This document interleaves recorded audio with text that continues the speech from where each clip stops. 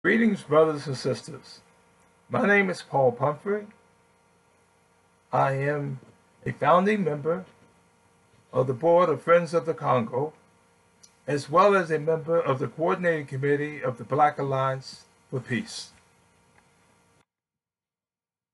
I'm happy to be invited here to speak on African Liberation Day about the issue of sanctions.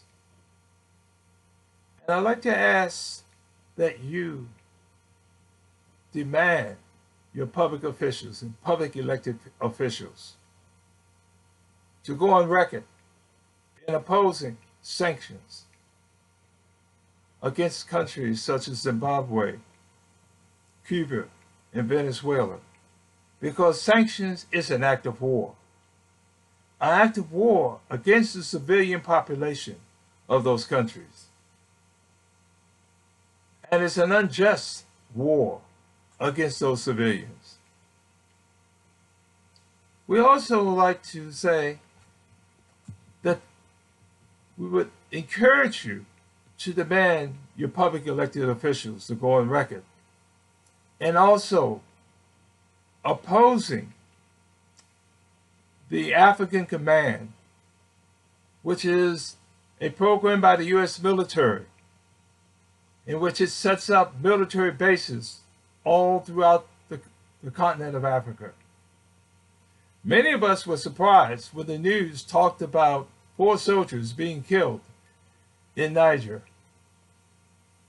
But in fact, they were a part of the African Command, a part of the system in which the United States has been using our military to, in fact, try to affect the internal process and policies of governments throughout the continent of Africa, as U.S. corporations seek to rob the wealth, the mineral wealth, the timber, and the agriculture from those countries. We also like for you to look at the fact that we encourage you also to take the position of demanding that the United States end its war through proxy inside the Congo, where from 1996 to today, well over 8 million people have been killed simply because the United States wants to rob the wealth, the mineral wealth of that country. This is a crime of genocide. And the money that the United States uses for these military ventures need to be brought back and put towards issues such as affordable housing, such as improving our educational system, our public educational system, such as addressing the issue of a national health insurance.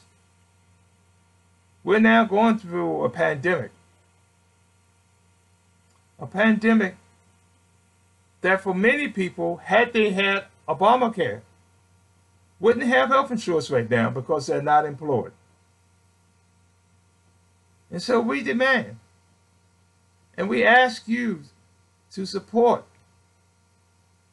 that the United States cut its military budget by 50% and to use that money to meet the needs of the people of this country and not the multinational corporations.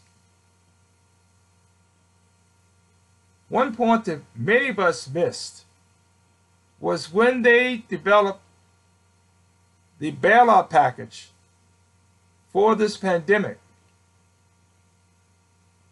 they dedicated $2 trillion for small businesses and the unemployed,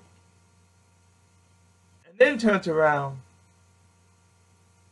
and gave $5 trillion to the large corporations,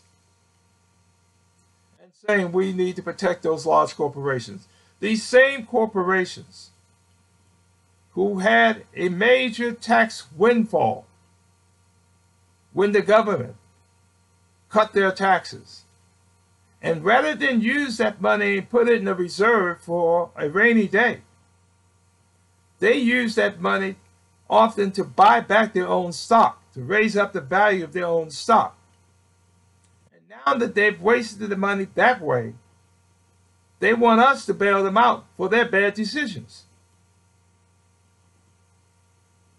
We say no. We said no, that money should not be given to these greedy multinational corporations. But it should be given to the people who are now suffering because they've been unemployed for 2 months. So, again, African people, let's rise up and let's carry out the struggle of African liberation. And again, let's push to end